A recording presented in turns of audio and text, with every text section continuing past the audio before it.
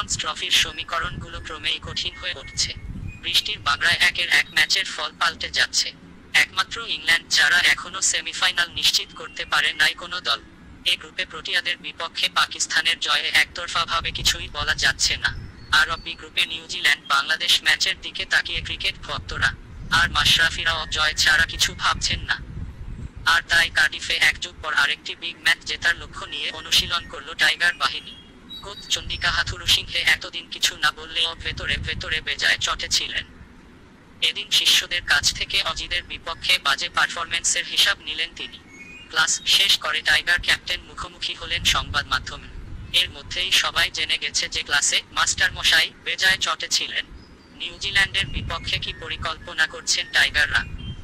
মাশরাফি বললেন, দেখুন, আমরা এখন আর তলানির দল নই। আমাদের চিন্তা ভাবনাও সেরকম হতে হবে। উপরের দিকে তাকাতে হবে। খেলা যেখানেই হোক, পাকিস্তান, ওয়েস্ট ইন্ডিজ, শ্রীলঙ্কা এসব দলকে এখন আমরা নিয়মিতই হারাতে পারবো। এখন আমাদের তাকাতে হবে অস্ট্রেলিয়া, নিউজিল্যান্ড, ইংল্যান্ডের দিকে।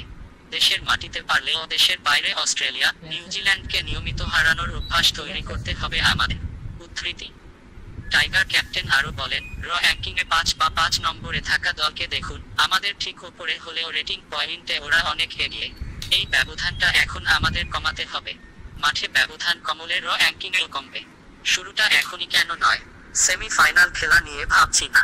আমরা জিততে চাই, জেতার মানসিকতা দেখাতে চাই। উদ্ধৃতি। অস্ট্রেলিয়া, ইংল্যান্ডের মতো দলের সঙ্গে বেশি খেলার সুযোগ হয় না বাংলাদেশের।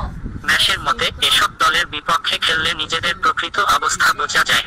অস্ট্রেলিয়ার বিপক্ষে গত ম্যাচ থেকে বেশ শিক্ষা নিয়েছে বাংলাদেশ।